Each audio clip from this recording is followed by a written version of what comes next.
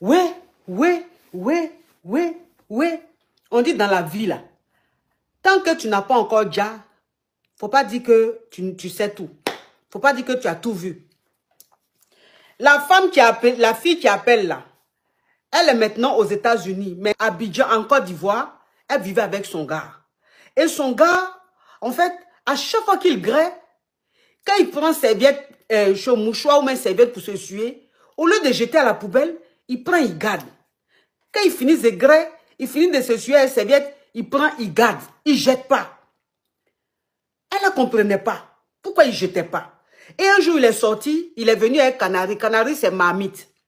Il est venu avec, et il lui a dit, il ne faut pas elle va toucher à Canary là. Parce qu'il a déposé ça dans la douche. Il dit, il ne faut pas elle va toucher. Qu'elle n'a pas le droit de toucher, elle dit, elle a compris. Donc Canary là, elle ne touche pas. Et un jour, elle est en train de prendre sa douche, et son gel douche est tombé. Donc quand le gel douche a glissé, c'est tombé, c'est allé vers Canary là. Voilà comme c'est allé tomber sur tête de Canary. Parce que le Canary là est fermé. C'est tombé sur tête de Canary. Donc quand elle allait prendre, ça s'est renversé. Quand ça s'est retourné, le Canary s'est ouvert. Et elle voit dans Mamite, la Canary là, elle voit dedans tout serviette qu'il finit de se suer, quand il finit de grêler là. Tout ça là, était dans Canary là. Donc elle était choquée. Elle a attendu quand il est rentré le soir, elle lui a demandé, mais ça là c'est quoi? Pourquoi tout serviette que les trucs que tu prends quand on finit de grêler pour te suer là, pour te nettoyer là, pourquoi tu ne jetais pas? Et puis j'ai vu tout ça là dans Canary.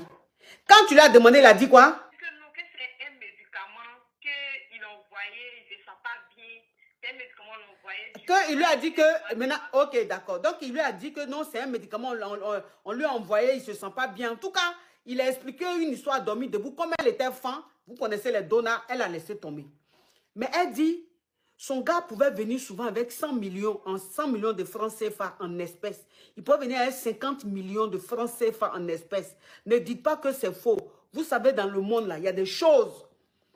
Dans ce monde-là, il y a des choses. Donc, quand il vient, l'argent, il met dans le placard, il met dans le placard. Tous les matins, il lui donnait 1 million ou bien 500 000 francs. Elle dit quand elle prend les 1 million, elle prend les 500 millions, elle sort là.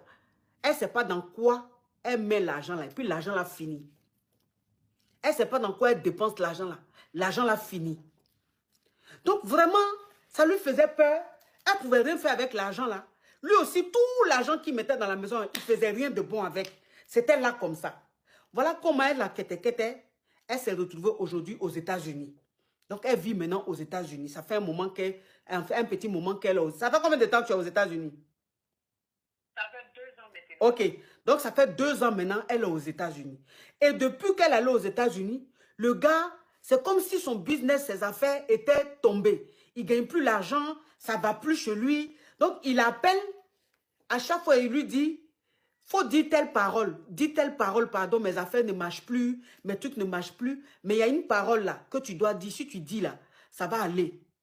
Et elle, maintenant, elle dit parole là. Quand il appelle encore, il dit, faut dire telle parole, elle dit. Quand il appelle encore, il dit, faut dire telle parole. Jusqu'à présent. Donc, elle, maintenant, elle est fatiguée de cette vie-là, des trucs un peu bizarres. J'ai bien expliqué? Oui. Ok. Donc, c'est quoi ta... Quand il m'appelle, il me demande pardon, il dit, tout ce que je veux, si je veux il veut que je revienne dans sa vie. Maintenant, tout ce que je veux de dire, si c'est une voiture, il peut m'acheter une voiture, il peut m'acheter une maison, tout.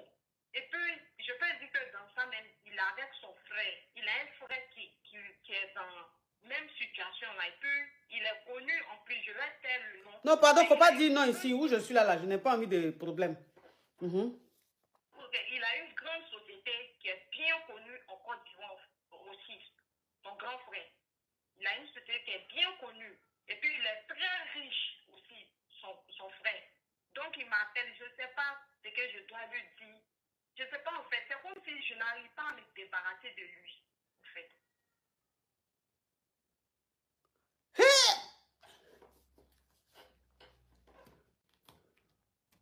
C'est-à-dire que j'ai dit que j'ai frisson même. C'est que mes bras même me font nyenge, ma tête me fait nyenge. Je suis bizarre, je me sens bizarre. Mais j'ai dit, tu es dans les trucs comme ça là, tu n'as pas expliqué à ta maman? Je n'ai pas expliqué. à ma maman parce que vous savez, dans des familles, l'histoire des relations, c'est un peu tabou. On ne peut pas tout expliquer aux parents, surtout les parents musulmans, c'est un peu difficile, non? Oui. Ma chérie, il faut expliquer ça à ta maman, hein. Elle va se lever, hein, parce que ce que tu es en train de dire là, c'est trop fort. Ce que tu es en train de dire là, c'est trop. Oui, il faut appeler ta maman, il faut lui expliquer. Maintenant, tu es aux États-Unis. Donc, tu as peur de quoi? Donc, appelle ta maman, il faut lui expliquer. De toute façon, tu m'as expliqué là. Peut-être qu'il y a des choses même que tu ne m'as pas dit là. Il faut tout expliquer à ta maman. Il faut dire, voilà ce que tu vis maintenant. Tu as envie de quitter dans ça. Ta maman va se lever, hein. Pas ta maman, parce que celui-là, je me demande même s'il n'a pas pris ton âme pour amener ça quelque part. Parce que comment tu peux être avec quelqu'un comme ça, juste quand tu es aux États-Unis, mais tu n'arrives pas à quitter sous son emprise. Voilà, donc appelle ta maman. Ta maman va se lever, hein. Ah, appelle-la, elle va se lever, hein. Sinon, là, ma chérie, moi-même, où je suis là, je ne peux rien faire. Hein. Moi, je ne peux rien faire.